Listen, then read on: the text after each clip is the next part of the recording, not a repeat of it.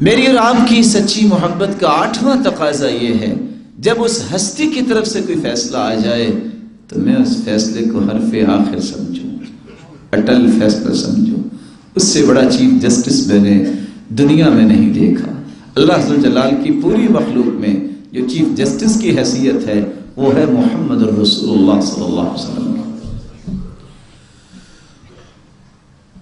اللہ ذو الجلال نے اس لیے قرآن مجید میں فرمایا وَمَا كَانَ لِمُؤْمِنٍ وَلَا مُؤْمِنَةٍ إِذَا قَضَى اللَّهُ وَرَسُولُهُ أَمْرًا أَن يَكُونَ لَهُمُ الْخِيَرَةُ مِنْ أَمْرِهِمْ وَمَن يَعْصِ اللَّهَ وَرَسُولَهُ فَقَدْ ضَلَّ ضَلَالًا مُبِينًا۔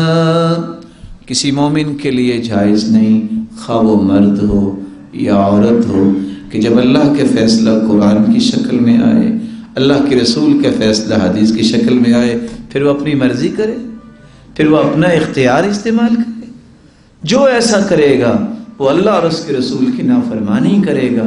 فَقَدْ ضَلَّ ضَلَالًا مُبِينًا، اور جس نے نافرمانی کی وہ اس سے بڑی گمراہی کسی اور کے پاس نہیں ہے۔ اس لیے تو صحیح بخاری کی روایت ہے، رسول اللہ صلی اللہ علیہ وسلم نے فرمایا کل امتی یدخلون الجنہ الا من ابا، میرے صحابہ میری ساری امت جنت میں جائے گی سوائے اس کے جو جنت جانے سے انکار کر دے گا۔ قیل ومن یأبا یا رسول اللہ صلی اللہ علیہ وسلم، کہ اللہ کے محبوب جنت جانے سے کون انکار کرے گا؟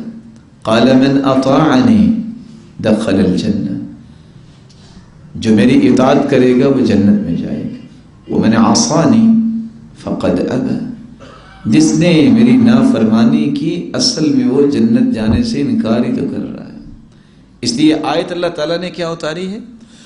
فَلَا وَرَبِّكَ لَا يُؤْمِنُونَ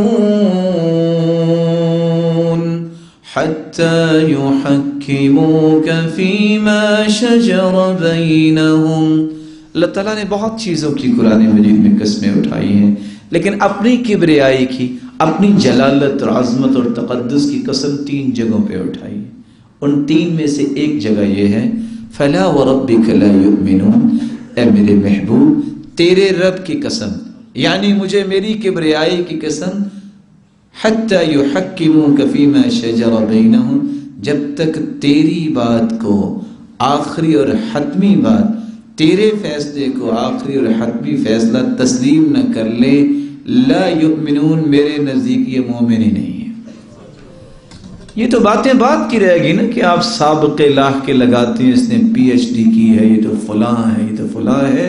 اللہ ذو الجلال کا فیصلہ یہ ہے، جو میرے محبوب کے فیصلے کو حتمی فیصلہ نہیں مانتا، مجھے میری کبریائی کی قسم وہ میرے نزدیک مومن ہی نہیں۔ 9واں تقاضا یہ ہے میری اور آپ کی سچی محبت کا کہ ہم آپ کی ذات مبارکہ میں افراط و تفریط نہ کریں۔ افراط و تفریط کس کو کہتے ہیں؟ آپ کی توہین کا ایک لفظ بھی برداشت نہ کریں۔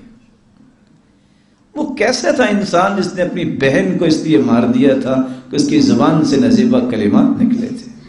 وہ کیسے تھے لوگ جس نے اپنی لونڈی کو قتل کر دیا حالانکہ وہ نبینہ تھا، کہ اس کی جرت کیسے ہوئی کہ اس کی زبان پہ محمد مصطفیٰ کے بارے میں نازیبہ کلمات کیسے آئے؟ ہارون الرشید نے اس لیے پوچھا تھا امام مالک سے کہ جس قوم کے نبی کے بارے میں نازیبہ کلمات بولے جائیں کیا کرنا چاہیے؟ تو انہوں نے ایک ہی بات کہی تھی، اس قوم کو زندہ رہنے کا پھر حق نہیں ہے۔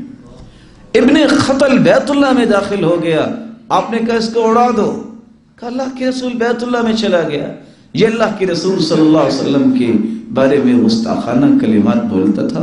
کہا متعلق باستار الکعبہ، اللہ کے پیارے پیغمبر وہ کعبے کا غلاف پکڑ کے کھڑا ہے، کہا اس کو وہاں بھی قتل کر دو۔ تقاضا یہ محبت کا کہ اس ہستی کی ذات، اس ہستی اس ذات پہ کوئی لفظ میں برداشت نہ کروں، تفریط نہ کروں، اور نہ ہی کبھی ایسا میں سوچوں۔ اور افراط کیا ہے کہ جو اس کا مقام ہے اس مقام سے اسے بڑھایا نہ جائے، کہیں اللہ ناراض نہ ہو جائے۔ صحابی نے صرف اتنی بات کہی، ما شاء اللہ و شئت، جو اللہ چاہیں گے وہ ہوگا یا جو آپ چاہیں گے وہ ہوگا۔ آپ نے فرمایا اجعلتنی للہ ندا، تو نے مجھے اللہ کے برابر کر دیا؟